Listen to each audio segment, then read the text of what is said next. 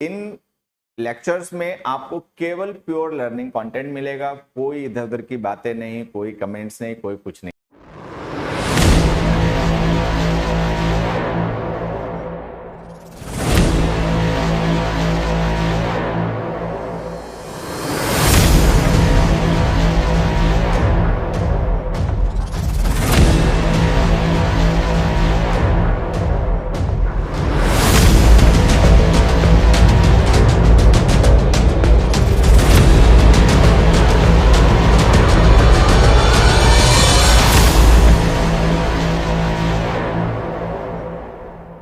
Hello dear learners, अगर आप SSC exam जैसे कि सीजीएल, सीपीओ, सीएचएसएल, एमटीएस की तैयारी कर रहे हैं और इंग्लिश में और अच्छी अपनी तैयारी करना चाहते हैं, बेहतर करना चाहते हैं इंग्लिश में अपने स्कोर को, उसके लिए आपको चिंता है, तो आपकी इस चिंता को दूर करने के लिए, आपकी तैयारी में आपकी मदद करने के लिए हम लेकर आ रहे हैं एसएससी अभिनय मैथ्स यूट्यूब चैनल पर इंग्लिश का एक रिकॉर्डेड बैच, जिसमें आपका ग्रामर, रीडिंग कॉम्प्रिहेंशन और वोकैब इन सबकी तैयारी करवाई जाएगी। अच्छी बात है कि इन लेक्चर्स में आपको केवल प्योर लर्निंग कंटेंट मिलेगा, कोई इधर उधर की बातें नहीं, कोई कमेंट्स नहीं, कोई कुछ नहीं, जिससे कि आपके टाइम का मैक्सिमम यूटिलाइजेशन हो और कम समय में आप फोकस के साथ में अच्छी तैयारी कर पाए, अच्छा सीख पाए, जिससे कि आपके सिलेक्शन का सपना इस बार ही पूरा हो। तो ये क्लासेस आपको मिलेंगी रोज सुबह 9 बजे। तो हमसे जुड़ना ना भूलें, एसएससी अभिनय मैथ्स यूट्यूब चैनल पर रोज सुबह 9 बजे। अच्छी तैयारी करें, अच्छा सीखें और अपने सपनों को पूरा करें। All the best dear learners. कैसे हैं सभी? आज ये क्लास स्टार्ट करते हैं। आइए, तो आज हम लोग ना वोकैब और अपने जैसे हमारा ये वोकैब एंड आरसी का सेशन है, तो इसी को आगे कंटिन्यू करते हैं। ठीक है, कि वोकैब के और रीडिंग कॉम्प्रिहेंशन सेक्शन के कुछ क्वेश्चंस को आज हम लोग प्रैक्टिस करेंगे। PQRS है, क्लोज टेस्ट है, अनसीन पैसेज है और बाकी वोकैब का सेक्शन है, उसकी प्रैक्टिस आज ये करते हैं। सबसे पहले क्या आएगा भाई? अरे ये तो सिनोनिम्स आ गए। I want go out of my way to placate him. अभी जो प्लैकेट वर्ड है, हमें इसका, ठीक है, I want go out of my way to placate him. अभी जो प्लैकेट वर्ड है, हमें इसका सिनोनिम बताना है। ऊपर लिखा हुआ ना सिनोनिम, तो हमें इसका सिनोनिम बताना है। कौन बताएगा भाई? प्लैकेट वर्ड का सिनोनिम कौन बताएगा? तो अभी सारे बच्चे यहाँ पे थोड़ा सा ध्यान देंगे और देखेंगे। I want go out of my way to placate him. अब प्लैकेट का प्लेसिड है, ट्रैंक्विल है और पैसिफाई है, सबको ये इसके सिनोनिम लग रहे होंगे।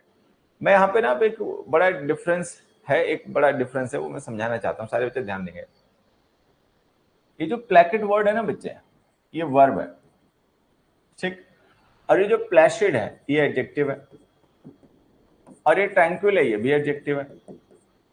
ट्रैंक्विल की वर्ब फॉर्म होती है ट्रैंक्विलाइज, इसकी वर्ब फॉर्म होती है ट्रैंक्विलाइज। पैसिफाई जो है वर्ब है, सेटिस्फाई जो है वर्ब है,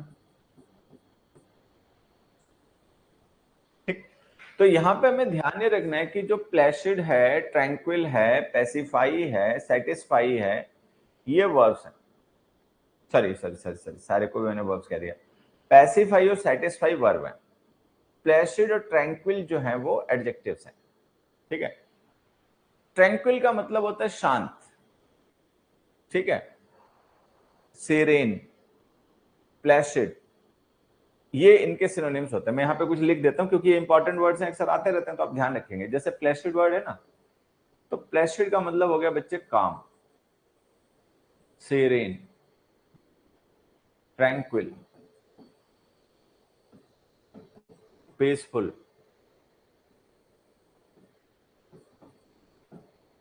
ठीक है, ये इसके मतलब हो गए। अब आ जाते हैं हम प्लैकेट पे। प्लैकेट जो है वो वर्ब है। डिफरेंस समझ में आ रहा होगा ना जो मैं कह रहा हूं? प्लेसिड एडजेक्टिव है, डिस्क्राइब करता है नाउन्स को, क्वालिटी है। प्लैकेट जो है वो वर्ब है। प्लैकेट का मतलब शांत करना। तो इसके अगर हम सिनोनिम देखें तो काम हो जाएगा। काम वर्ब और वर्ब और एडजेक्टिव दोनों होता है, ध्यान रखेंगे, ठीक है। और इसका एडजेक्टिव हो जाएगा काम के मतलब पैसिफाई, ट्रैंक्विलाइज, ट्रैंक्विलाइज, ये हो जाएगा, ठीक है।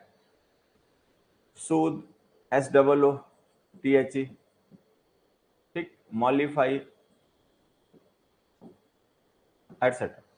तो ये हमें डिफरेंस समझना कि प्लैकेट वर्ब है तो उसका जो हम सिनोनिम बताएंगे वो भी वर्ब ही होना चाहिए।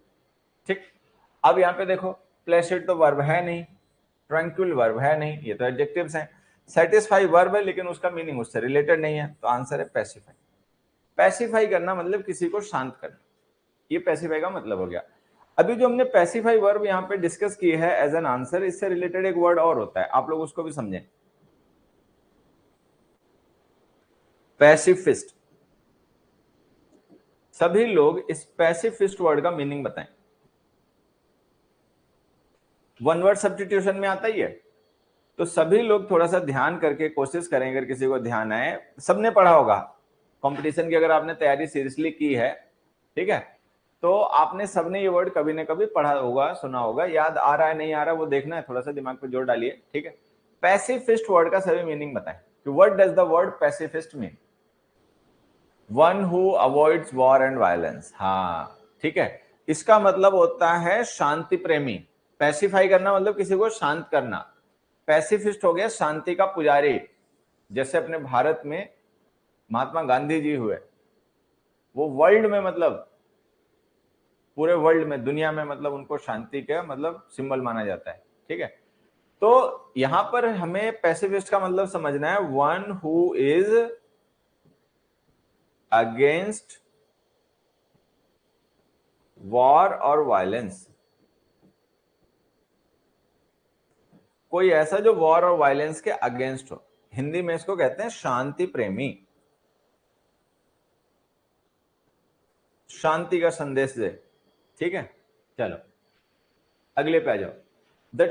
The guest were offended with the uncouth manners, with his uncouth manners। भाई क्या मतलब होगा, uncouth का मतलब क्या होगा, सिनोनिम बताना है। अनकल्चर्ड, असंस्कारित, जिसमें संस्कारी नहीं है, ठीक है। कोर्स, कोर्स का मतलब यही, जैसे आपने एसएससी का कोर्स ले रखा है, कोर्स का मतलब रास्ता भी होता है, COURS कोर्स जो होता है। एक तो कोर्स का मतलब सिलेबस हो गया, थोड़ा ध्यान से सुनेंगे सारे लोग, ठीक है। ये वर्ड आ जाते हैं क्लोज टेस्ट वगैरह में तो बच्चा इन्हें यूज नहीं कर पाता, ठीक है। तो एक तो कोर्स का मतलब हो गया आपका सिलेबस, ठीक है, टेक्निकल कोर्सेज, ठीक। एक कोर्स का मतलब पाथ भी होता है, रास्ता भी होता है, जो बी ऑप्शन में कोर्स लिखा उसका, ठीक है। रेस कोर्स जैसे होता है, सुना होगा, हाँ। फिर उसके बाद हो अनडिजायरेबल। अनडिजायरेबल का मतलब अवांछनीय, जिसको कोई चाहता नहीं है, मतलब जिसकी किसी को जरूरत नहीं है, कोई भी उसको चाहता नहीं है, नोबडी डिजायर्स, ठीक। और फिर उसके बाद एक वर्ड आ गया COARSE कोर्स। COARSE कोर्स का मतलब होता है रफ मैनर्ड, ठीक है, मैनरलेस। कोर्स का मतलब जिसको मतलब बहुत भद्दा हो, ठीक है, जिसमें शालीनता ना हो, पोलाइटनेस ना हो, उसे कहते हैं। अनकूथ का एग्जैक्ट सिनोनिम ये वर्ड ही होता है। अनकूथ पर्सन जो होता है वो एक ऐसा पर्सन होता है जिसको बोलने का, ठीक है, बैठने का शऊर नहीं होता है, तो उसी को हम कहते हैं कोर्स, COARSE।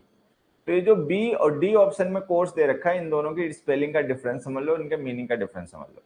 COARSE कोर्स का मतलब हो गया क्रूड, अनरिफाइंड, इसका मतलब हो गया क्रूड, अनरिफाइंड, ठीक है, ये हो गया इम्पोलाइट वगैरह। और इस कोर्स का मतलब हो गया सिलेबस और वे, रास्ता, पथ, ठीक। तो हमारा आंसर जो अनकूथ वर्ड है इसका सिनोनिम होता है कोर्स। कोर्स लैंग्वेज, भद्दी लैंग्वेज, गाली गलौच वाली लैंग्वेज। अगला वर्ड देखो, the journey to Siliguri was quite tedious. अब हमने कहा कि जो सिलीगुड़ी की यात्रा थी वो बहुत टीडियस थी। अब टीडियस का मतलब क्या है हमें समझना है, और फिर एंटोनिम बताना है। ध्यान से देखना, सिनोनिम मत बता देना, इससे पहले वाले का सिनोनिम बताना था, लेकिन इसका एंटोनिम बताना है। तो टीडियस वर्ड का मतलब क्या होता है, पहले हमें वो पता हो, अब फिर हम इसका एंटोनिम बताएंगे कि भाई टीडियस का एंटोनिम क्या हुआ। क्या कोई बता सकता है? Can any of you tell me the meaning of the word tedious and the opposite of that word from given options? ये जो दिए गए ऑप्शन है इनमें से उसका ऑपोजिट कौन सा है? टीडियस का मतलब होता है बोरिंग, ठीक, तो ये जो हमने यहाँ पे लिखा है ना बोरिंग, ये इस वर्ड के एग्जैक्ट सिनोनिम है। टीडियस का मतलब कोई ऐसा काम जिसको करने में आपका मन ना लगे, कोई रुचि ना हो, ठीक है, आपको उबाऊ काम लगे। चलिए, तो टीडियस का मतलब होता है कोई ऐसा काम जो वेरीसम हो। ये जो लिखा ना, ये भी इसका सिनोनिम है, ठीक है। वेरीसम का मतलब जो आपको थका दे, उबा दे, ठीक है, मतलब ऐसा कुछ जिससे आप थकान महसूस हो। जैसे कोई काम ऐसा होता है ना जिसको करने का हमारा इंटरेस्ट नहीं होता है, जिसे हम पसंद नहीं करते लेकिन हमें करना पड़ता है, तो उस काम में हम थक जाते हैं। जैसे मान लो हमें पढ़ना पसंद नहीं है, मजबूरी में पढ़ना पड़ रहा है, ठीक है, तो हम जब पढ़ने की कोशिश करेंगे ना तो हमें उसमें इंटरेस्ट नहीं आएगा, तो हमें थकान महसूस होगी, हमें लगेगा कि हम अपने साथ में जबरदस्ती कर रहे हैं, तो वो काम हमें उबाऊ लगेगा, थकाऊ लगेगा। वहीं पे कोई ऐसा है जिसको पढ़ना लिखना पसंद है, जिसके अंदर सीखने की बड़ी जिज्ञासा है, बड़ी ललक है, जो चीजों को जानना चाहता है, समझना चाहता है, वो पढ़ेगा तो उसको कोई थकान नहीं होगी, घंटों बैठ के पढ़ता रहेगा, ठीक है। तो ये टीडियस का सिनोनिम होते हैं। वेरीसम और बोरिंग जो है उसके सिनोनिम है, लेकिन हमें सिनोनिम तो बताना नहीं, हमें बताना है एंटोनिम। तो इसका एंटोनिम हो गया एक्साइटिंग। एक्साइटिंग का मतलब कुछ ऐसा जो आपको एक्साइटेड कर दे, एकदम से आपके अंदर रुचि जाग जाए, आपके अंदर एकदम से उत्सुकता जाग जाए, जिज्ञासा जाग जाए, काम करने का मन जाग जाए, तो वो एक्साइटिंग है। तो टीडियस का एंटोनिम हो गया एक्साइटिंग। अब आप यहाँ पे देखेंगे हमने एक वर्ड लिखा इनविगोरेटिंग। क्या कोई बच्चा इनविगोरेटिंग का मतलब बता सकता है? इनविगोरेट का मतलब क्या होता है? देखो, विगर एक वर्ड होता है इंग्लिश में, विगर का मतलब होता है स्ट्रेंथ, शक्ति, ठीक है। इनविगोरेट का मतलब होता है to give strength to someone, make someone strong, to make someone strong, to make somebody strong, ठीक है। तो इनविगोरेट करना मतलब किसी को शक्ति देना, ऊर्जा देना, ठीक है। जैसे हमने कोई दवा खाई या हमने कोई ऐसी चीज खाई, एकदम से हमारे अंदर ताकत आ गई, इनविगोरेशन हो गया। या जैसे हम बहुत काम करके थक गए थे, ऊब गए थे, पक गए थे, फिर हम बाहर ठंडी मतलब माहौल बना बारिश का और बड़ी अच्छी हवा चल रही है, हम बाहर घूमने चले गए तो ताजी हवा लगी, ठीक है, तो हम इनविगोरेट हो गए, फिर से हमें ऊर्जा वापस आ गई। तो ये इसका मतलब होता है। बोरिंग सिनोनिम होता है बेवकूफ, और एंटोनिम बताना है, वो मैंने ऊपर बताया था ना, एंटोनिम बताना है। अगर सिनोनिम पूछा गया होता तो बोरिंग लिखते ना, एंटोनिम पूछा बेटा, ध्यान से देखो। अगला देखो, फिर एंटोनिम बताना है, ध्यान से पढ़ना। He displayed a distinct tendency to long winded speeches. Long winded speeches, long winded speeches का मतलब क्या है, ये सभी लोग बताएं। लॉन्ग विंडेड स्पीचेस,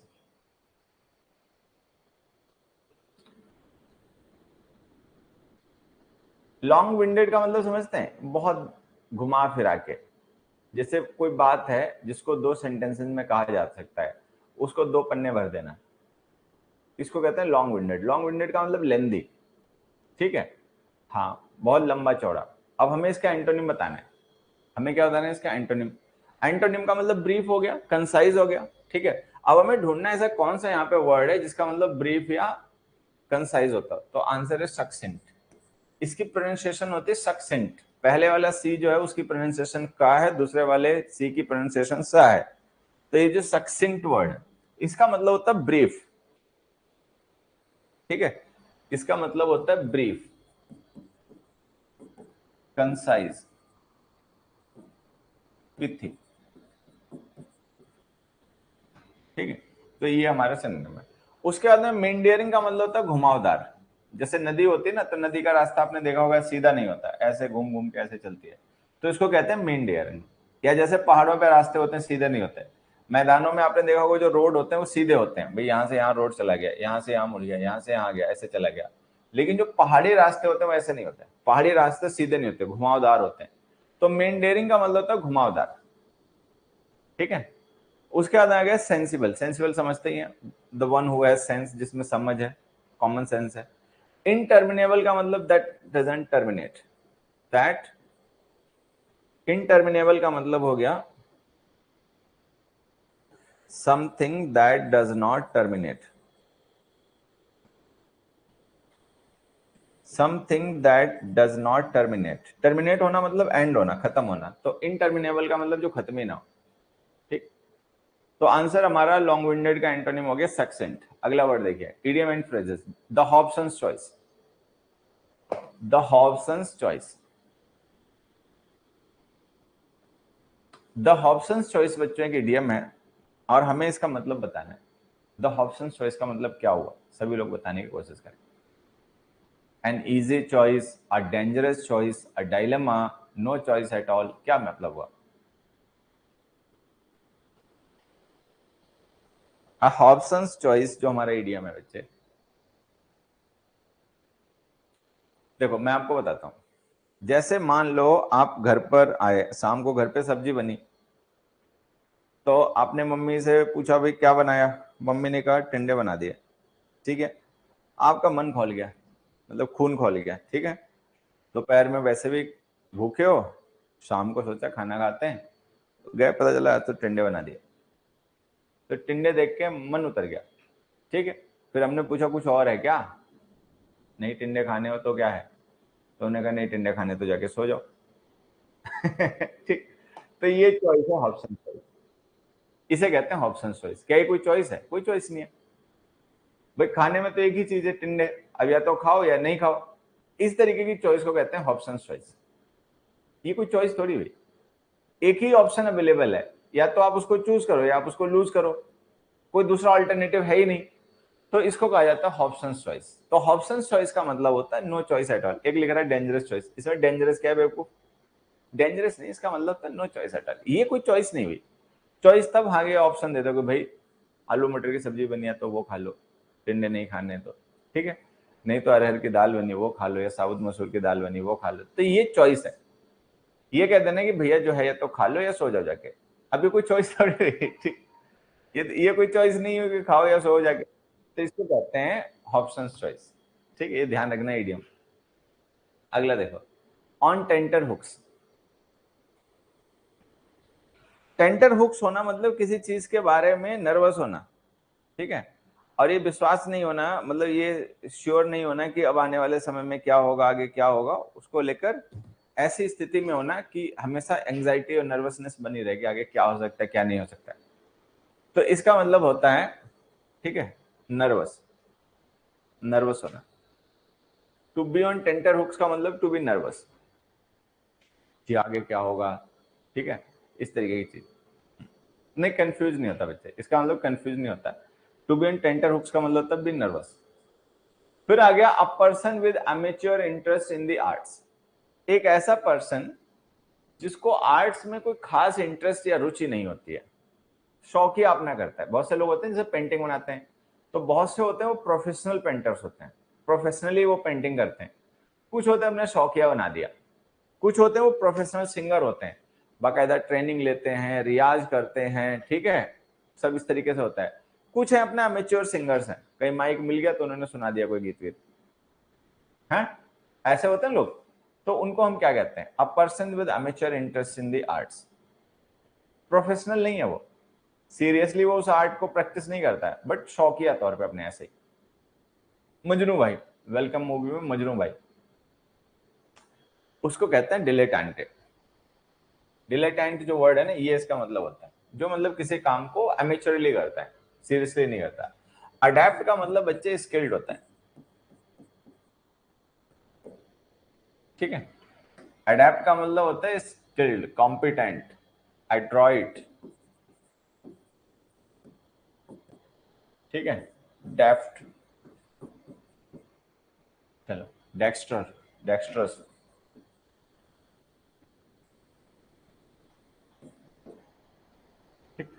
फिर आगे स्वाब। स्वाब होता है सोफिस्टिकेटेड पर्सन, जिसको बड़ी अच्छी नॉलेज होती है, चीजों की जानकारी होती है, ठीक है।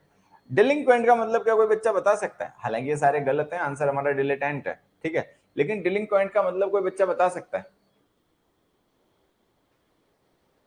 जो अपने डी ऑप्शन है, ये भी इंपॉर्टेंट वर्ड है डिलिंक्वेंट, ये भी कई बार आ जाता है, ठीक है। इसका कोई बच्चा मतलब बता सकता है क्या? अपराध नहीं, इसका मतलब होता है अपराधी।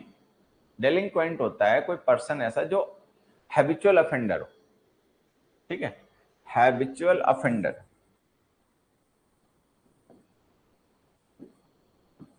जो मतलब हैबिचुअली बार बार गलतियां करता हो, ठीक है, छोटे मोटे क्राइम, बहुत सीरियस वाले नहीं, तो उसको डेलिंक्वेंट कहते हैं।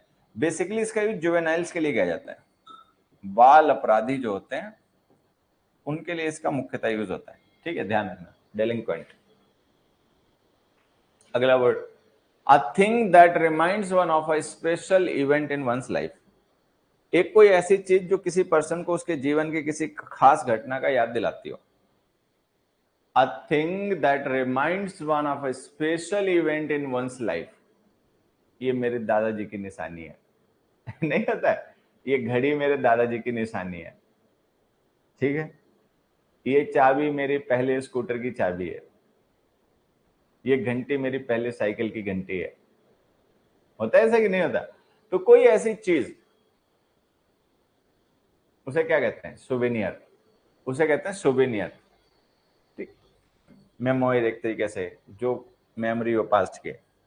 बाउंटी का मतलब गिफ्ट होता है, लूट वगैरह का जो हिस्सा होता है उसको भी बाउंटी कहते हैं। एविडेंस सबको पता ही है, सबूत, गिफ्ट पता ही है, ठीक है, तो उसे कुल मिला के कहते हैं सुवेनियर। अगला देखो, find the correctly spelled word. यहां पर 4 वर्ड लिखे गए, मतलब एक ही वर्ड है, उसकी 4 स्पेलिंग्स लिखी गई हैं, उनमें से कोई एक स्पेलिंग सही है। हमें यह पता लगाना है कि इन 4 में से कौन सी स्पेलिंग सही है, ठीक है, बताओ। एग्रेवेटेड, एग्रेवेट करना मतलब भड़काना, एग्रेवेट करना मतलब किसी चीज, देखो 2 वर्ड होते हैं। एग्रेवेट करना मतलब जो सिचुएशन है उसको और खराब करना और बुरा करना। इंग्लिश में एक इडियम होता है, आप सबने अगर पढ़ा हो, कॉमन इडियम है, एग्जाम में भी आता रहता है, सबको पता भी होना चाहिए, ठीक है,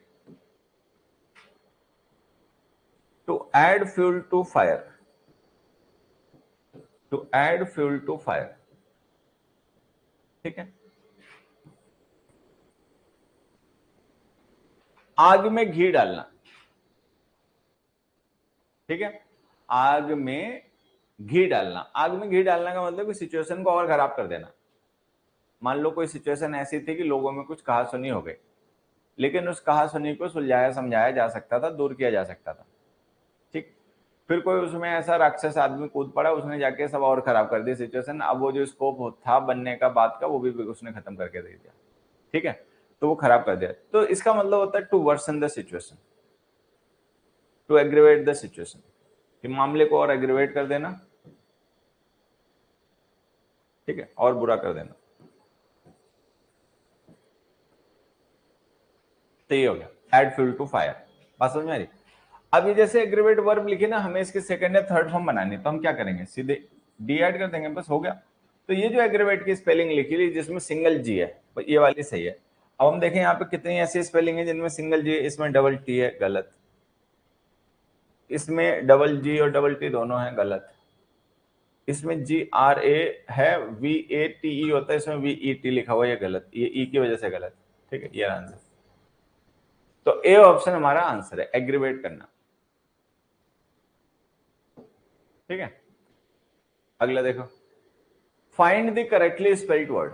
फिर यहाँ पे 4 वर्ड दिए गए, चारों अलग अलग वर्ड हैं, और इन चारों अलग अलग वर्ड्स में से कोई 2 वर्ड ऐसे हैं जिनकी स्पेलिंग सही है। सी सही है, अगर सी कह रहे हो ना तुम सही है, तो तुम वो बावले। अकोमोडेट में एम बी डबल होता है, सारे बच्चे ध्यान रखेंगे, हमें बतानी करेक्ट स्पेलिंग, जो स्पेलिंग सही है वो बतानी है, तुम लोग वो बता रहे हो जो गलत है, ठीक है। देखो मैनूवर जो वर्ड होता है बच्चे, ठीक है, ये गलत है इसकी स्पेलिंग, पहले मैं बता देता हूँ सही किसकी है, सही स्पेलिंग इसकी है, ठीक। ये जो वर्ड है इसकी स्पेलिंग सही क्या होती है मैनूवर की, MANOEUVRE, ये सही स्पेलिंग है, ठीक है।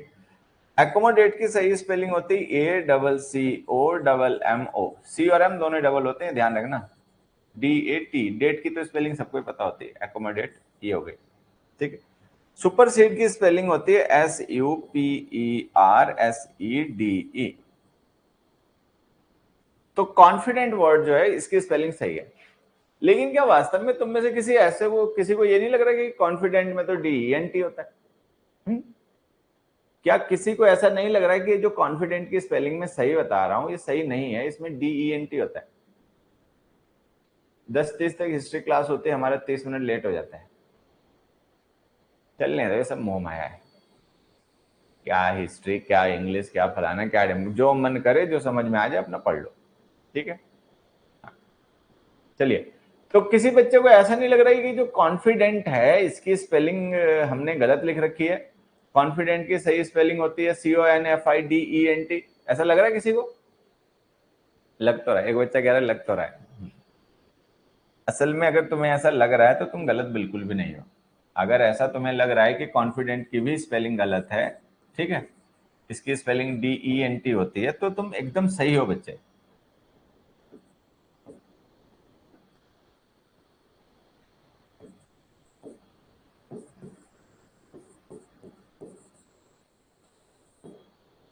ठीक है,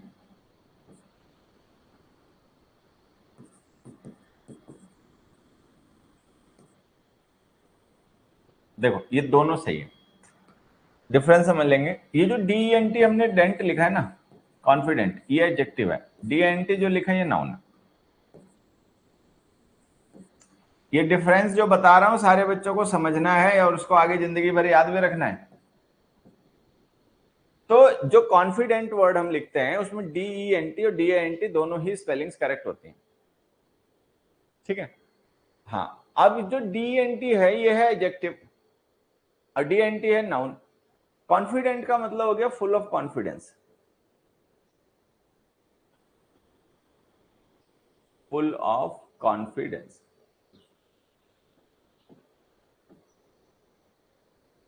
ये हो गया। कॉन्फिडेंट का मतलब होता है a trustworthy person.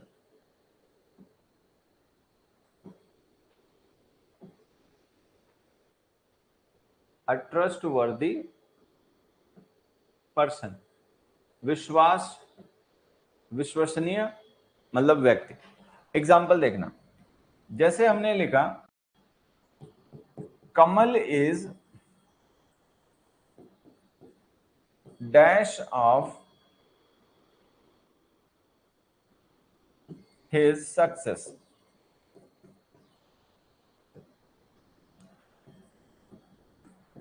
Kamal is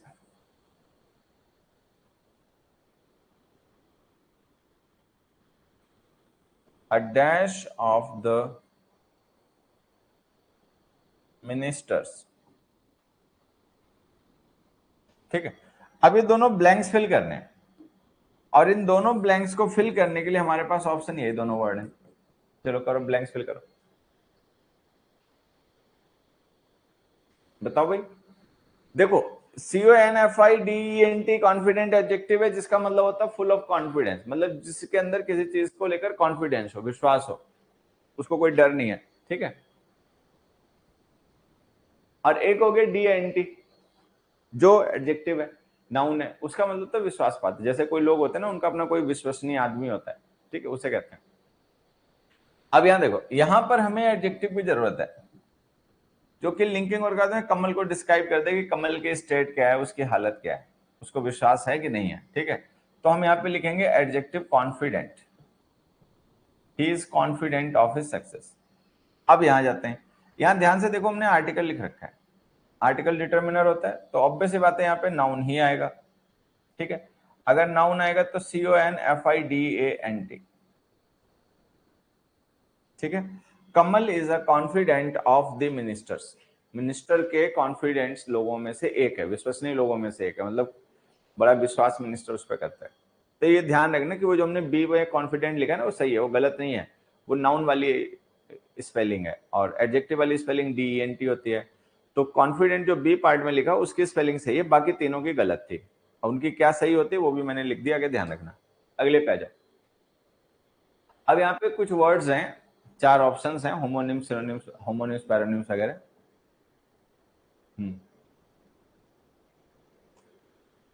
नहीं, अकोमोडेट मतलब अपराधी पकड़वाना नहीं होता। अकोमोडेट करना मतलब एडजस्ट करना।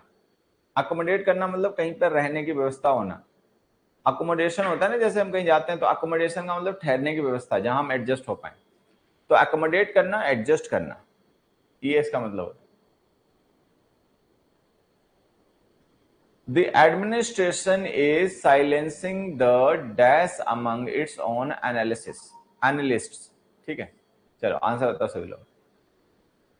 ये जो चारों वर्ड लिखे हुए हैं इनको पढ़ो और पढ़कर समझो, और इनमें कोई मिस्टेक वगैरह नजर आए, कुछ ऐसा दिखाई सुनाई पड़े तो उसका आंसर बताओ। अब देखो एक बार ये सारे वर्ड्स बच्चे समझ लेंगे हैं क्या, मतलब एक बार समझ में आ जाएंगे ना तो फिर आंसर सही बता पाओगे। देखो ये जो DESCENT है वर्ड, इसका मतलब होता है डाउनवर्ड स्लॉप। डाउनवर्ड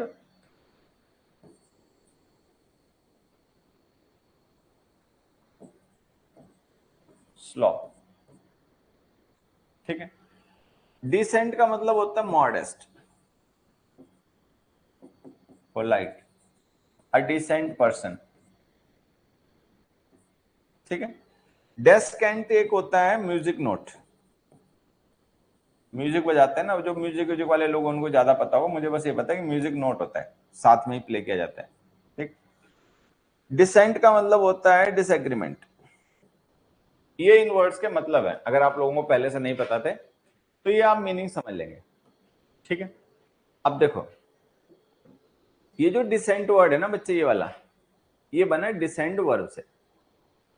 सबको डिसेंट वर्ड का मतलब पता होता होगा, असेंड और डिसेंड होता है ना, तो असेंड का मतलब होता है ऊपर जाना, डिसेंड का मतलब नीचे जाना। असेंडिंग और डिसेंडिंग ऑर्डर्स होते हैं जैसे, ठीक है। तो असेंड का मतलब ऊपर जाना, डिसेंड का मतलब नीचे जाना। बात समझ में आ रही है? असेंड से जो नाउन बनता है वर्ब है असेंड, ठीक है। इससे जो नाउन बनता है वो होता है असेंट। असेंट का मतलब होता है चढ़ाई ऊपर की तरफ। डिसेंड से नाउन बनता है डिसेंट, डिसेंट का मतलब होता है ढाल नीचे की तरफ। तो डाउनवर्ड स्लॉप जो है उसे डिसेंट कहते हैं, ठीक है। अपवर्ड स्लॉप है उसे असेंट कहते हैं। असेंट का मतलब चढ़ाई, ऊपर जाना, ठीक है। असेंडिंग डिसेंडिंग से आप समझ जाओगे। बाकी डिसेंट वर्ड हम बोलचाल की भाषा का शब्द है, कॉमन वर्ड है, सबको पता होगा। A decent person, a decent job. Decent का मतलब ठीक ठाक, ठीक है। उसके बाद है डेस्केंट। डेस्केंट म्यूजिक नोट होता है, वो आपको ध्यान रखना पड़ेगा, जो म्यूजिक वाले बच्चे हैं उनको ज्यादा पता होगा, ठीक है। और फिर वर्ड आ गया डिसेंट, ठीक है, डी ऑप्शन। ये जो डिसेंट वर्ड है ये वर्ब भी होता है और ये नाउन भी होता है। इसका मतलब डिसएग्री करना भी होता है और डिसएग्रीमेंट भी होता है। इसी से रिलेटेड एक वर्ड होता है, वो हालांकि इसका एंटोनिम होता है, वो होता है असेंट, ASSENT, ठीक है। अभी जो असेंट है ये वर्ब भी है, ठीक, और ये नाउन भी है। इसका मतलब एग्रीमेंट भी होता है जब ये नाउन हो तो, ठीक है। और जब ये वर्ब होता है तो इसका मतलब टू एग्री होता है, ही असेंटेड टू माय रिक्वेस्ट। तो असेंट और डिसेंट ये ध्यान रखना, ये असेंट और ये डिसेंट ये ध्यान रखना, ये सारे वर्ड ध्यान रखना। अब सारे वर्ड्स के मीनिंग समझ में आई गए, चलो आंसर बता दो। अब क्वेश्चन पढ़ो फिर से एक बार, और पहली बार अगर तुक्का मारो तो आपके समझ के आंसर बताओ। हाँ डी होगा, ठीक, आंसर है D. The administration is silencing. Administration जो है वो साइलेंट कर रहा है, चुप करा रहा है किन लोगों को? The dissent among its own analyst. उसके जो अपने खुद के एनालिस्ट हैं उनके बीच में जो डिसएग्रीमेंट है उसको वो शांत करवा रहा है, मतलब उनको जो भी डिसएग्रीमेंट शो करता है उसको चुप करा देते हैं, डरा के, धमका के, ललचा के, वैसे। तो आंसर आएगा डी। अगला देखो, it does not dash that everyone who applies will get a job, ठीक। It does not dash that everyone who applies will get a job. इसका मतलब ये नहीं कि हर कोई जो अप्लाई करेगा उसको नौकरी मिल जाएगी। भाई एप्लीकेशन भेजने का मतलब ये थोड़ी होता कि आपको नौकरी लग जाएगी। एप्लीकेशन भेजोगे, फिर आपकी एलिजिबिलिटी टेस्ट होगी, ठीक है, और उसके बाद लगेगा ठीक हो जाएगा, नहीं हो बोलोगे तो नहीं हो पाएगा। चल, तो it does not dash that everyone who applies will get a job. चलो अब देखो एक बार इनके भी मीनिंग समझ लो, मीनिंग समझने पड़ेंगे तभी सही आंसर बता पाओगे।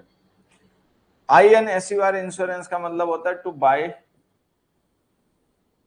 इंश्योरेंस, इंश्योरेंस खरीदना, ठीक है, बीमा कराना। अश्योर का मतलब होता है टू प्रॉमिस, किसी को भरोसा दिलाना, ठीक है, कमिट करना कुछ। एंस्नेयर का मतलब होता है टू ट्रैप, जाल में फंसा लेना, कैप्चर कर लेना। एंश्योर का मतलब होता है टू मेक श्योर, मतलब एंश्योर करना मतलब किसी चीज को सुनिश्चित करना, to make, to confirm, ensure करना मतलब किसी चीज को कंफर्म कर देना, सुनिश्चित कर देना कि हाँ भाई अब तो ऐसा ही होगा, ये मतलब हो गया। अब देखो इंश्योर को आप इंश्योरेंस से रिलेट कर सकते हैं, जैसे अगर हम बात करें तो इंश्योर को आप इंश्योरेंस से रिलेट कर सकते हैं। इंश्योरेंस का मतलब बीमा होता है, तो इंश्योर करने का मतलब बीमा करना या बीमा करवाना हो गया, ठीक है। अश्योर को आप अश्योरेंस से रिलेट कर सकते हैं, अश्योरेंस ऑफ क्वालिटी, ठीक है। एंड स्नेयर को आप स्नेयर से रिलेट कर सकते हैं। स्नेयर एक डिवाइस होती है ना, चूहे हुए पकड़ने के लिए यूज की जाती है, SNARE, SNARE, स्नेयर एक डिवाइस होती है, चूहे वगैरह पकड़ने में यूज की जाती है। एन स्नेयर उसी से वर्ब बन जाती है, ठीक है। एन स्नेयर करना मतलब किसी को ट्रैप में लाना, फंसाना जाल में, ठीक है। और इंश्योर का मतलब हो गया टू मेक श्योर, इसको आप श्योर से रिलेट कर सकते हो कि किसी चीज को सुनिश्चित करना, ठीक। अब बताओ कौन सा ऑप्शन आंसर है। It does not dash that everyone who applies will get a job, तो इससे ये कंफर्म नहीं होता कि जो भी अप्लाई करेगा उसको नौकरी मिल जाएगी, ठीक है। इंश्योर, ये ऑप्शन आ गया। अगला देखिए क्या आगे, अच्छा सिनोनिम सेंटेंस आगे, चलो कोई बात नहीं, आगे पढ़ो भाई। साइंटिस्ट हैव डिटरमिन्ड, ठीक है, injury in animals and humans that is linked to the severity of spinal cord, a gene signature, ठीक। तो ये PQRS आपने सबने पढ़ लिया, आंसर बताओ। PQRS कैसे सॉल्व किया जाता है हमने पहले बहुत बार डिस्कस किया, बस आपको आंसर बताना है। देखो, that is link to the severity of, severity का मतलब होता है degree, intensity. Severity of what, spinal cord injury in animals and humans, spinal cord की इंजरी जो होती है उसकी सिवियरिटी से लिंक्ड है। तो आर के बाद में क्यों आएगा, कंफर्म है, ठीक है। अच्छा, आर के बाद में क्यों आएगा, तो फिर जो हमने दैट लिखा है किसके लिए यूज हो रहा है, डिटरमिन्ड के लिए यूज हो नहीं सकता, वर्ब है, तो फिर अजीन सिग्नेचर के लिए यूज होगा, तो उससे पहले एस आएगा। अगर ये कंफर्म है कि आर के बाद में क्यू आएगा तो फिर आर से पहले एस ही आ सकता है, तो एस आर क्यू एक सीक्वेंस बनेगा। एस आर क्यू कहां कहां दे रखा है, इसमें दे नहीं रखा है एस आर क्यू, इसमें दे नहीं रखा है एस आर क्यू, इसमें दे नहीं रखा है एस आर क्यू, इसमें दे रखा है, ये answer. Brushed past the latter's dog stabbed to death by a man after his vehicle accidentally, a cargo van driver was allegedly, ठीक। अब आप देखोगे ध्यान से तो एक दिमाग में आपके तुरंत मतलब हिट करेगा ये पॉइंट कि इसके बाद में क्यों आएगा। A cargo van driver was stabbed to death by a man, कि एक कार्गो वैन ड्राइवर था, माल ढोने वाली गाड़ियां नहीं होती उनका ड्राइवर था, वाज अलेजली स्टैब्ड, उसको स्टैब का मतलब चाकू मार देना, स्टैबिंग का मतलब चाकू वगैरह घोप देना, ठीक है। Was allegedly stabbed to death by a man, उसको एक आदमी के द्वारा चाकू से मार डाला गया, ठीक है। तो ये हमें कंफर्म हो गया कि एस के बाद में क्यू आएगा। अब अगर एस के बाद में क्यू आएगा तो हम देखें कितने ऑप्शन है जिनमें एस के बाद में क्यू दे रखा है, इसमें नहीं दे रखा है, इसमें नहीं दे रखा है, इसमें एस के बाद में क्यू है, इसमें एस के बाद में क्यू है, ठीक है। दोनों में एस क्यू से शुरुआत है। अब बस हमें यह पता करना है कि क्यू के बाद में आर लिखे हैं पी लिखे हैं, पढ़ लो। Step to death by a man brushed past the latest dog after his vehicle accidentally, R आएगा, ठीक है। आर आएगा तो ये गलत हो गया, आंसर हो गया, ठीक। देखो पता है क्या बना, ध्यान से सीक्वेंस पढ़ना, SQRP है ना सीक्वेंस, तो आज पढ़ते हैं।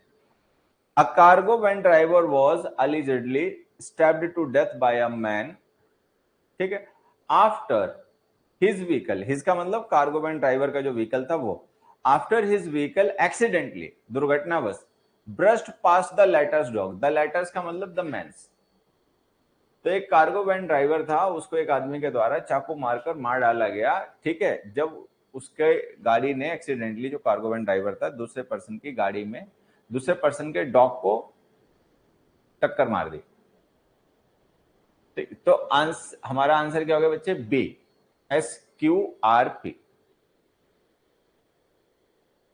It was 7 o'clock in the morning. He was keenly looking at the approaching vehicles. His house was in the lead. Shardul was waiting for his school bus. Today is the final day of his school athletic meet. As a leader of the house, he wanted to win the general championship by scoring maximum points. अब यहाँ पे देखो, ये first है confirm, ये last है confirm, last है वो सिक्स्थ है, बीच में जो सेकंड थर्ड फोर्थ फिफ्थ हैं उनको PQRS करके लिख दिया गया और हमें उन्हीं का सही सीक्वेंस पता करना है। It was 7 o'clock in the morning. He was keenly looking at the approaching vehicle. His house was in the lead. Sadhul waiting for his school bus. Today is the final day of his school as a leader. R से शुरुआत होगी. Are के अलावा किसी और से शुरुआत नहीं हो सकती. अब ऐसा क्या है कि आर से ही शुरुआत होगी?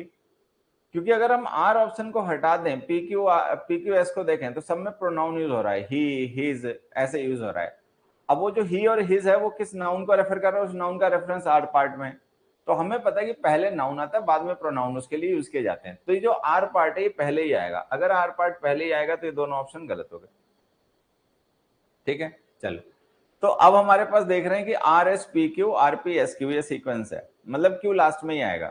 ठीक है, his house was in the lead जो है वो लास्ट में आएगा. और तो अगर क्यू लास्ट में आएगा तो उससे पहले एस आएगा. लिखा ना his house was in the lead, और उससे पहले आएगा today is the final day of his school athletic meet. उसके स्कूल एथलेटिक मीट का आज फाइनल डे है और his house was in the lead, और उसका जो हाउस था, जिस हाउस में वो था, वो उसका लीड में था. तो ऑब्वियस बात है क्यू से पहले एस आएगा. अगर क्यू लास्ट में आएगा, क्यू से पहले एस आएगा, तो ये रहा सीक्वेंस आरपीएस क्यू. ठीक है, क्योंकि ये तो कंफर्म है कि अगर क्यू लास्ट में ही आएगा, ठीक है, तो उससे पहले फिर ऐसे ही आ सकता है, क्योंकि जो हाउस है, जो कंपटीशन है, उसका रेफरेंस एस पार्ट में दे रखा है. तो हमारा सीक्वेंस क्या बनेगा? It was 7 o'clock in the morning. Shardul was waiting for his school bus. He was keenly looking at the approaching vehicles. S. Today is the final day of his school athletic meet. Q. His house was in the lead. और as a leader फिर तो आपको पता ही है. तो सही answer हो गया हमारा D. India's museums tend to be a dreary experience. Dreary का मतलब होता है नीरस, बोरिंग काइंड ऑफ. ठीक है, जैसे अभी हमने वर्ड पढ़े थे टीडीएस, वैसे ही. इवन द लूवर, लूवर एक बहुत अच्छा म्यूजियम है और मुझे अगर सही से याद हो तो पेरिस में. Even the Louvre that attracted an eye popping 8.1 million visitors last year. 8.1 million का मतलब 81 lakh, compare to 10.18 million foreign tourist, has hooked up with Beyonce and Jay-Z for promotion, where they take a selfie with Mona Lisa. ठीक, Beyonce, जेजी कौन है आपको पता है? Celebrities हैं, singers वगैरह हैं, पॉप सिंगर्स हैं शायद. Are museums need to get cool too. हमारे म्यूजियम्स को भी कूल होने की जरूरत है. कूल का मतलब म्यूजियम्स जाएं, लोगों को अच्छा लगे, पसंद आए. ठीक है, हमारे यहाँ के म्यूजियम से बच्चे जाने ही नहीं चाहते. उनको कुछ वहां पे एक्साइटिंग, इंटरेस्टिंग लगता ही नहीं है. उनको लगता है कि किसी बंद कमरे में लाके उन्हें छोड़ दिया गया, वो ये चित्र देखते हैं, ऐसे देखते हैं. तो म्यूजियम में एक्सपीरियंस ऐसा होना चाहिए कि बच्चों को जाना पसंद हो. ठीक है. अ change of approach is clearly called for. Called for का मतलब रिक्वायर्ड, कॉल्ड फॉर का मतलब बच्चा होता है रिक्वायर्ड. ठीक है, एक change of approach is clearly called for मतलब रिक्वायर्ड है कि अप्रोच जो है हमारी म्यूजियम को लेकर, उसमें बदलाव की बहुत आवश्यकता है. Troops of restless school children, restless बेचैन, जिनको चैन नहीं मिल रहा, कहीं इधर भटक रहे, उधर भटक रहे, उनका कहीं मन ही नहीं लग रहा. ठीक है, troops of restless school children are often the most frequent visitors, endlessly being told to lower their voices and not to touch the art. जिनके साथ में जो टीचर्स वगैरह आए होते हैं, गाइड होते हैं, वो अक्सर उनको लगातार बताते रहते हैं कि धीमी आवाज में बात करें, किसी चीज को छुए नहीं. Because it is better to attract crowds than dust. क्योंकि ये अच्छा है कि आपके यहाँ भीड़ आए, आपके म्यूजियम्स बनाई रखे हैं. तो अगर म्यूजियम्स हैं तो म्यूजियम्स में क्राउड आए, ज्यादा अच्छी बात है ना, कि बजाय कि वहां पे हमेशा धूल मिट्टी इकट्ठी रहे, डस्ट इकट्ठी रहे. तो उससे तो अच्छा है कि म्यूजियम में लोग आए, म्यूजियम किस लिए बनाया गया उसका फायदा मिले. ठीक, पढ़ लिया सबने? आ जाओ. एस से शुरुआत होगी, पी के बाद में क्यू आएगा. ठीक है, एस से शुरुआत होगी, एक हिंट है, और पी के बाद में क्यू आएगा. पी के बाद में हम क्यू क्यों लिख रहे हैं जरा समझना. देखो, पी ऑप्शन में लिखा हुआ इवन द लूवर, पेरिस में. ठीक है, एक म्यूजियम है world famous. That attracted an eye popping 8.1 million visitor last year, जिसने लास्ट ईयर में इतने विजिटर्स मतलब जहां पर आए. ठीक है, has hooked up with Beyonce and Jay Z. ठीक है, उसने बियॉन्से एंड जेजी के साथ में मतलब टाई अप किया है प्रमोशन के लिए, कि वो वहां पर आएंगे, बियॉन्सी और जेजी, और वहां के मोनालिसा का जो चित्र है उसके साथ में फोटो लेंगे. तो इससे क्या होगा कि जब बड़े बड़े सेलिब्रिटीज म्यूजियम को विजिट करेंगे तो लोगों को म्यूजियम जाने के लिए उत्साह मिलेगा. लोग प्रेरित होंगे म्यूजियम जाने के लिए, ठीक है। तो उसी बात को लेकर कहा जा रहा है are museums need to get cool too, जो हमारे म्यूजियम्स हैं उनको भी कूल होने की जरूरत है, मतलब वहां पर भी इस तरीके के इवेंट्स हों, ठीक है, कि उनका प्रमोशन हो, ठीक है। ये आ गया। तो एक बच्चा कह रहा है क्यों पहले आएगा, क्यों पहले नहीं आएगा बेवकूफ, ये टू लिखा हुआ है, टू का मतलब ऑल्सो, ऑल्सो का मतलब है कि कोई चीज पहले बताई जा चुकी होगी जो कूल होगी, अब हम कह रहे हैं कि हमारी भी चीज वैसी ही कूल होनी चाहिए। तो अगर ये टू नहीं लिखा होता तो क्यू को शुरू में लिख सकते थे, अभी नहीं आएगा। तो एस से शुरुआत होगी और पी क्यू का सीक्वेंस बनेगा। एस से शुरुआत किस में दे रखी है, पी क्यू का सीक्वेंस नहीं दे रखा किसी में, चलो कोई नहीं, एस से शुरुआत तो इसी में दे रखी है, बाकी तो किसी में एस से शुरुआत नहीं है। चलो पढ़ के देखते हैं इसको। Troops of endless restless school children are often the most frequent visitors, ठीक है। उसका तो आर आ जाएगा। A change of approach is clearly called for, सही है, ये भी सही है। क्यों, are museums need to get cool too, हमारे म्यूजियम्स को भी कूल होने की जरूरत है, ठीक है, मान लेते हैं। Even the Louvre that attracted S, ये सही है, बी ऑप्शन ही आएगा। ये पीक्यू वाला सीक्वेंस काम नहीं करेगा, ठीक है। पहले हमने अपने म्यूजियम्स की कमी बता दी, उसके बाद में हम बता रहे हैं कि हमारे जो म्यूजियम्स हैं उनको भी कूल होने की जरूरत है। किस तरीके से कूल हुआ जा सकता है उसके लिए एक एग्जांपल दे रखा है लूवर म्यूजियम का, ठीक। तो इसका आंसर है बच्चे बी। फिर आगे क्लोस्टिस। अच्छा, क्लोस्टिस में चाहता हूं एक बार आप लोग अपने आप करें इसको, ठीक है। ये मैं आपको होमवर्क में देना चाहता हूं, एक अनसीन पैसेज है वो मैं कराऊंगा आपको, ये आसान है, आपसे हो जाएगा, नहीं होगा तो अगली क्लास में मैं ही डिस्कस कर लूंगा, ठीक है। एक अनसीन पैसेज है जो मैं चाहता हूं कि हम लोग मिलकर सॉल्व करें, ये दो पढ़िए सभी लोग। छोटा सा ही अनसीन पैसेज है, इस पे कुछ क्वेश्चंस हैं, सभी लोग एक बार इसको पढ़ें फिर हम लोग डिस्कस करते हैं। एट फर्स्ट साइट, पहली नजर में, silence would seem to be the essence of non communication. पहली नजर में आपको ऐसा लगेगा कि जो चुप्पी है, साइलेंस है, वो नॉन कम्युनिकेशन का एसेंस है, मतलब हमें वार्तालाप नहीं करना, तो चुप रहने का मतलब है नो कम्युनिकेशन। तो पहली बार में तो हमें ऐसा लगता है कि साइलेंस जो है वो नॉन कम्युनिकेशन का एसेंस है, ठीक है। आगे बढ़ते हैं। येट टू बी नो, लेकिन फिर भी हमें पता है, क्या पता है, दैट इन सम सर्कमस्टांसेस, कि कुछ परिस्थितियों में silence can speak volumes, silence जो है ना दैट कैन स्पीक वॉल्यूम्स, बहुत बड़ा मैसेज कन्वे करता है, चुप रह के आप बहुत कुछ कह बोल सकते हो, ठीक। It is also a potent tool in the communication tool box for the speaker, ठीक है। पोटेंट का मतलब स्ट्रॉन्ग, शक्तिशाली। एक ये बहुत पोटेंट टूल होता है स्पीकर्स के टूल बॉक्स में, साइलेंस, ठीक। कैसे, आगे पढ़ोगे तो समझ में आ जाएगा। As it adds emphasis to point, आप जो पॉइंट कह रहे हो बता रहे हो, अगर उसका बाद एक शॉर्ट पोज ले लो, तो इसका मतलब ये जो आपका पॉइंट आपने अभी जस्ट बोला है कुछ पहले, जिसके बाद में आपने पॉज लिया, आप साइलेंट हो गए थोड़े समय के लिए, इसका मतलब आप उस पर फोकस कर रहे हो, एम्फेसिस कर रहे हो, ठीक है। Allowing time for its full significance to sink in, ठीक है। और इससे क्या होता है कि जो आपने कोई पॉइंट कहा है, अगर आप लगातार बोलते रहेंगे तो फिर लोगों को उस बात को समझने का और ठहराव का टाइम नहीं मिलेगा।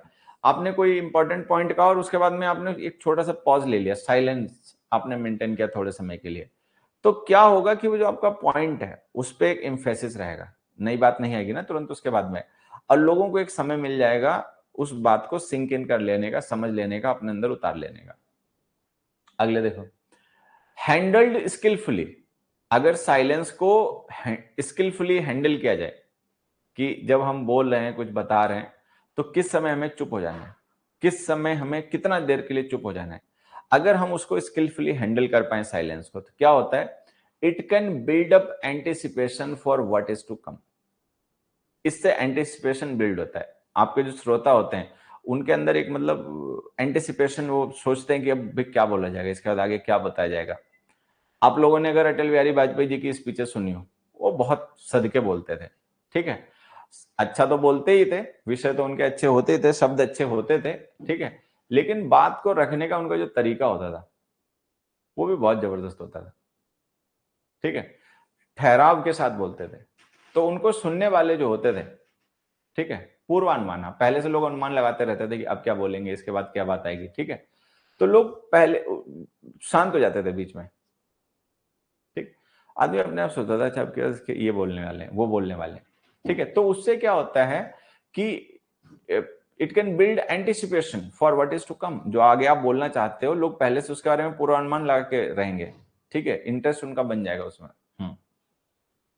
द प्रेग्नेंट पॉज, इसे कहते हैं प्रेग्नेंट पॉज, कि आप कोई बात कहते कहते आपने एक पॉज ले लिया। अब आपका जो श्रोता है ना, वो एंटिसिपेट करेगा, पूर्वानुमान लगाएगा कि इसके बाद क्या आ सकता है, ये आ सकता है, वो आ सकता है, ठीक है। It gives opportunity to make eye contact with the audience and gauge their reaction.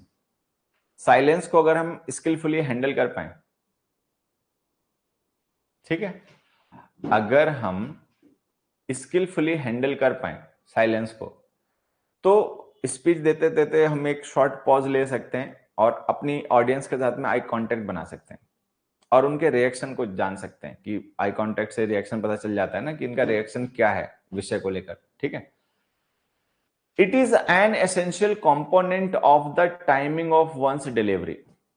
आपकी डिलीवरी की जो टाइमिंग है ना, ये उसका एक बड़ा एसेंशियल कंपोनेंट है साइलेंस, ठीक। आगे देखिए, फॉर द लिसनर, अब हम लिसनर के पॉइंट ऑफ व्यू से बात कर लें। ये तो हमने स्पीकर के पॉइंट ऑफ व्यू से साइलेंस जो है उसको क्या मतलब एडवांटेजेस हो सकती हैं हमने डिस्कस कर ली, ठीक है। अब लिसनर के पॉइंट ऑफ व्यू से देखते हैं कि मान लीजिए कोई स्पीकर है, बोल रहा है और वो बीच में मतलब पॉजेस ले रहा है बात कहते कहते, ठीक है, साइलेंस मेंटेन करके पढ़ा रहा है, मतलब बात कर रहा है। तो इसमें लिसनर के पॉइंट ऑफ व्यू से क्या चीजें हो सकती हैं वो देखते हैं। For the listener, silence can buy time either to digest what has been said or to consider a response or both, ठीक है। अगर कोई स्पीकर लगातार बोलता रहेगा बोलता रहेगा बोलता रहेगा, ठीक है, तो लिसनर को टाइम नहीं मिलता कि जो उसने कहा है वो उसको कैसे समझे, कैसे अपने अंदर ठहराव करे, कैसे उसको डाइजेस्ट करे, कही गई बात को कैसे समझे, ठीक है। या उसके लिए अगर उसको रिस्पॉन्ड अपने मन में तैयार करना है, रिस्पॉन्स कुछ करना है, तो वो कैसे करे, उसको टाइम ही नहीं मिलता जब आप लगातार बोलते रहोगे। तो अगर स्पीकर बीच में साइलेंस मेंटेन करता है, बीच बीच में पॉजेस लेता है, तो इससे क्या होता है, उसके लिसनर को टाइम मिल जाता है। किस चीज का टाइम मिल जाता है? To digest what has been said, जो कहा गया है उस बात को डाइजेस्ट करने का, कि वो आपकी बात को समझ के मान ले, इतना उसको समय मिल जाता है।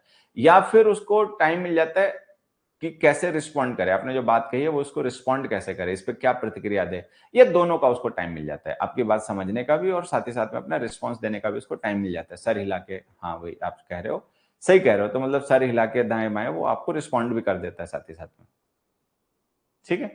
उसके आगे देखिए, silence will often lure the speaker into saying more than he or she may have intended, ठीक। साइलेंस से क्या होता है, अगर ऑडियंस साइलेंस मेंटेन करे तो उससे क्या होता है, that lure the speaker, speaker जो होता है ना वो लालायित हो जाता है। ल्योर का मतलब ललचाना, तो वो लालायित होता है। किस चीज के लिए लालायित होता है, ठीक है, into saying more than he or she may have intended, जितना वो कहना चाहता रहा होगा, ये उसका कहने का मतलब इरादा रहा होगा, वो उससे ज्यादा कहने के लिए और मतलब लालायित हो जाता है। जब उसको लगता है कि भाई ऑडियंस तो बहुत शांत है, ऑडियंस बहुत डिसिप्लिन्ड है और बड़े इंटरेस्ट के साथ मेरी बातों को सुन समझ रहे हैं, कोई आपस में बातचीत नहीं कर रहे हैं, ठीक है, तो वो और लालायित होता है कि और बोलूं मैं। जब अच्छे श्रोता मिल जाते हैं, ठीक है, तो फिर आदमी को लगता है बोलते रहो बोलते रहो, ऐसा होता है। तो ये हमने पूरा पैसेज पढ़ लिया, समझ भी लिया। अब आ जाओ इस पे बेस्ट क्वेश्चन से उनको आंसर करते हैं। Silence seems to be the essence of what. Silence दिखता है, लगता है, सीम्स का मतलब लगता है या नहीं है वो बात की बात है, बट लगता है। साइलेंस लगता है essence of what, essence of communication, non communication, communication tool box, volumes, तो नॉन कम्युनिकेशन। देखने में तो लगता है कि नॉन कम्युनिकेशन होता है, कि भाई चुप पर्सन चुप बैठा है तो इसका मतलब कम्युनिकेशन नहीं हो रहा है, लेकिन वो कम्युनिकेशन का बहुत इंपॉर्टेंट टूल है, वो बात की बात है। तो इसमें आंसर आएगा नॉन कम्युनिकेशन। ध्यान से देखो ऊपर लिखा हुआ है the essence of non communication. ये तो एज इट इज क्वेश्चन पूछ दिया गया, इसमें तो दिमाग भी नहीं लगाना था, फिर भी गलत कर लिया। फॉर द लिसनर, लिसनर के पॉइंट ऑफ व्यू से अगर देखा जाए, silence can dash, silence can emphasis a point, नहीं, एम्फेसिस तो स्पीकर करेगा पॉइंट को, लिसन नहीं करेगा। Be a potent tool, by time, lures him to say more, by time, चुप रहने से, ठीक है, थोड़ा साइलेंस मेंटेन कर लेने से लिसनर जो होता है उसको टाइम मिल जाता है, समय मिल जाता है बात को समझने का, डाइजेस्ट करने का, या उसको कैसे रिस्पॉन्ड करना है ये सोचने का, ठीक है। अगला देखो, according to the author, author के अकॉर्डिंग, जिसने ये लेख लिखा है उसके अकॉर्डिंग, द प्रेग्नेंट पॉज क्या है? Helps communication, leads to confusion, breaks up communication, builds up anticipation. Builds up anticipation. Pregnant pause जो होता है ना, उसमें क्या होता है, आपका जो लिसनर होता है वो अपना एंटिसिपेशन उसके अंदर बिल्ड हो जाता है, पूर्वानुमान लगाना शुरू कर देता है कि भाई इसके आगे क्या, इसके आगे क्या। ठीक है, तो pregnant pause builds up anticipation. अगला, the opposite of potent is, अब मैंने आपको पोटेंट का मतलब क्या बताया था? स्ट्रॉन्ग। पोटेंट का मतलब स्ट्रॉन्ग, और हमें बताना है इसका ऑपोजिट, तो ऑपोजिट वीक हो गया। The opposite of potent is weak. अगला देखो, the synonym of gauge is, gauge का सिनोनिम क्या है? बताओ भाई, सिनोनिम बताना, एंटोनिम नहीं। गेज एक मीटर भी होता है, तुम लोगों ने देखा गाँव में ना, जैसे ड्रम होते हैं ना, तो ड्रम में कितना मतलब वो ऑयल है, ये नापने के लिए उसमें गेज डाला जाता है। ठीक है, तो गेज का मतलब होता है, गॉज करना भी कहते हैं इसे, वर्ब भी होता है और ये नाउन भी होता है। इसका मतलब होता है नापना, मेजर करना, मापन, तो इसका सिनोनिम हो गया मेजर। ठीक, चल, तो आज के लिए बस इतना ही। ठीक है, ये क्लोज टेस्ट मैं आपको होमवर्क में दे रहा हूं, अगली जो आरसी वोकैब की क्लास होगी ना, उसमें हम इसको डिस्कस करेंगे। ठीक है, तो ये थोड़ा सा अपने आप पे दिमाग लगाना, ये आपका होमवर्क है, मैं यहाँ पे लिख देता हूँ, किसी बच्चे को कंफ्यूजन ना हो। आज के लिए फिर बस इतना ही, अगली क्लास में मिलेंगे तो कुछ नया पढ़ेंगे, तब तक खूब पढ़ो, बाय बाय, थैंक यू।